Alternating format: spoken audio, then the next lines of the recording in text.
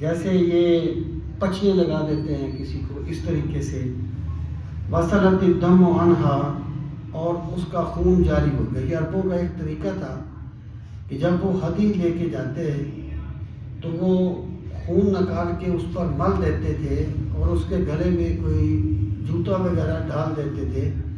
تاکہ لوگوں کو پتہ چلے کہ یہ ہدی کا جانور ہے، وہ اس کو مطلب چوری نہ کریں، جو اس کو چھیننے کی کوشش نہ کریں، اور حرم کی نسبت سے ان کا احترام کریں۔ اور یہ اس طریقے سے قابل احترام چیز ہو جاتی تھی اس طریقے سے کہ جب مشرکین نے مسلمانوں کے چند جو جانور تھے ان کو چھین کے لے گئے اور بعد میں انہی کو ہدی کے طور پر وہ لے کے پھر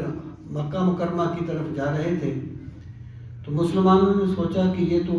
ہمارے جانور ہیں جو ہم سے چھینے گئے ہیں، تو ہم ان سے چھین لیتے ہیں۔ تو اللہ تعالیٰ نے، جو سورہ المائدہ میں اس کا تذکرہ ہے، تو اللہ تعالیٰ نے ارشاد فرمایا کہ اب تم ان کو نہ چھینو، کیونکہ اب یہ ہدی کے طور پر جا رہے ہیں اور ان کا شمار اللہ کی شعائر میں ہوتا ہے۔ مراد یہ ہے کہ جب اس طریقے سے وہ ایک نشانی لگا دیتے تھے تو اس وقت پھر کوئی بھی لوگ جو تھے، کوئی بھی آدمی، کوئی ڈاکو، کوئی چور اس کو چھینتا نہیں تھا، اس کا احترام کرتا تھا۔ تو اسلام نے بھی اس کو باقی رکھا۔ یعنی بعض چیزیں ایسی ہیں جن کا اسلام نے خود حکم نہیں دیا، بلکہ وہ چیزیں آلریڈی چل رہی تھیں ان میں، اور اسلام نے ان کو باقی رکھا، کیونکہ اس کی روح میں کوئی ایسی چیز نہیں تھی جس کا تعلق شرک کے ساتھ جا کے ملتا ہو۔ وصلت الدم وقلدہ النعلین، اور سرکار نے اسے 2 جوتے اس کی گردن میں ڈال دیے،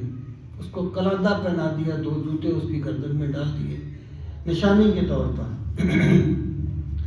ثم رکب راحلتہ، پھر آپ سوار ہوئے اپنی اونٹنی پر، اور جو ناکہ قصوہ پر سرکار سوار تھے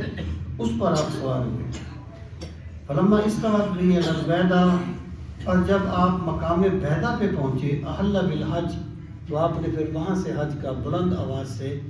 تلبیہ کہنا شروع کیا۔